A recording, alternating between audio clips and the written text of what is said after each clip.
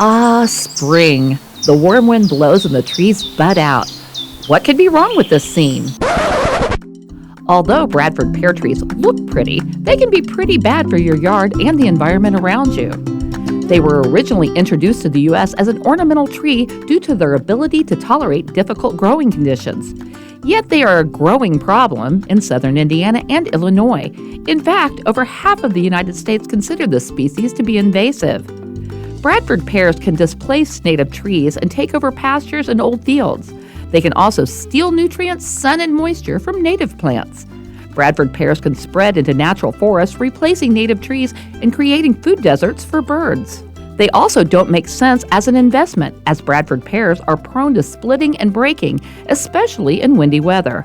So consider replacing these trees on your property. Sometimes being pretty can be pretty deadly. For more information, visit the Knox County Soil and Water Conservation District website or Facebook page. Vincennes PBS, helping you grow smarter.